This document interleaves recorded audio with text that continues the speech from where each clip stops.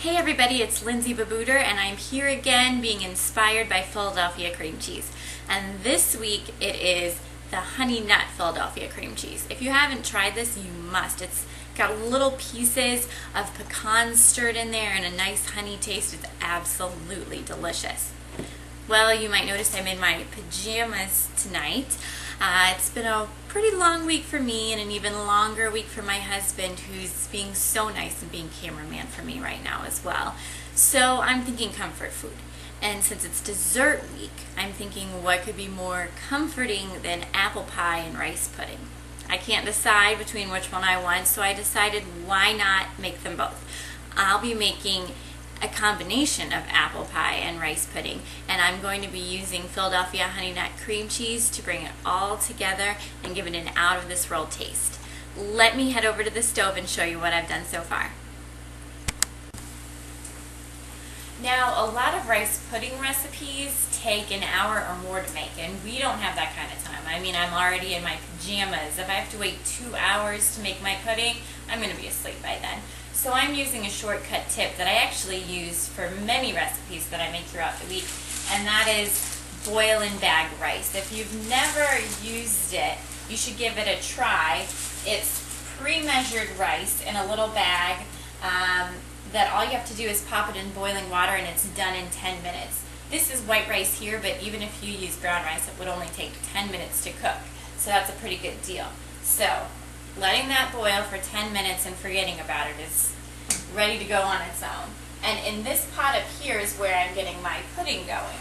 I have a few tablespoons of butter in here, and then I added some walnuts. Regular walnuts would be great, and I used chopped black walnuts. If you've never tried those, they are really, really good. They taste a lot different actually than regular walnuts, and every time I use them in any recipe, somebody always asks, what are those?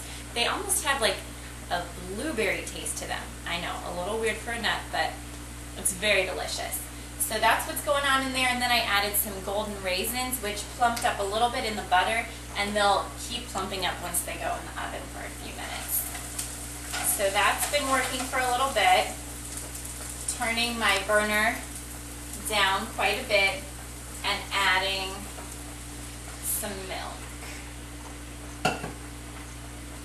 And I'm not adding as much milk as I normally would if I were making a normal rice pudding, because we're jazzing this one up with delicious cream cheese, so we don't need quite as much milk there.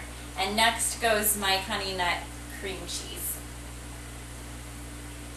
which is really yummy. And if you had a close-up on it right there, you'd see that even though I need 8 ounces, I might have snacked on an ounce or so before I started filming, but that's all right. So this gets whisked in and all combined. And the cream cheese helps it to get really thick, so we don't need to bake it as long either, because it gets thicker in the pot before we even need to get it in the oven. Also, since we're using the Honey Nut cream cheese, we don't need to add a ton of extra sugar or vanilla or anything like that, because the cream cheese has all those extra flavors in them. I'm just going to add a little bit of honey and some cinnamon, and that's all that I need to add for now. I'm just going to let this simmer and get a little bit thick and wait for the rice to finish boiling, and I'll meet you back here. Okay, my rice is done cooking, and remember, since we used the boil and bag rice, it cooked perfectly in 10 minutes, which is a huge time saver. Next, I'm going to add my pudding mixture in, and this had the Honey Nut cream cheese, which is the best thing you'll ever have in your life, and some golden raisins and black walnuts, butter, milk, cinnamon, and honey. So I'm just going to pour that over my rice.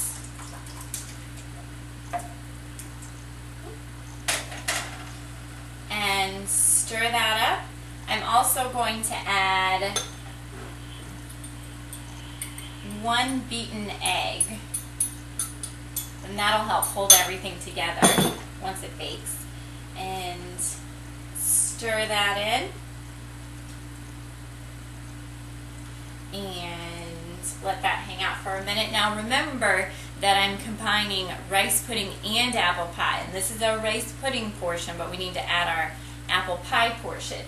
So here in my casserole dish, I took a can of apple pie filling and put it in the bottom. So the rice pudding is going to go on top of this, and once it's baked and out of the oven, when we take a bite, it's going to have that nice apple pie-like taste on the bottom and like a crust of thick, rich rice pudding on the top.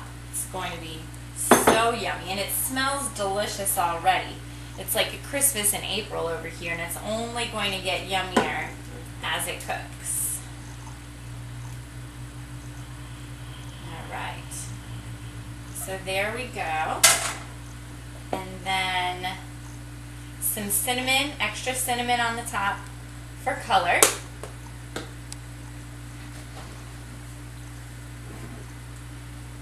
And in the oven for a little bit, and I'll see you back here when it's done and delicious and ready to eat. Not only does my apple pudding a la Philly smell delicious, it tastes delicious.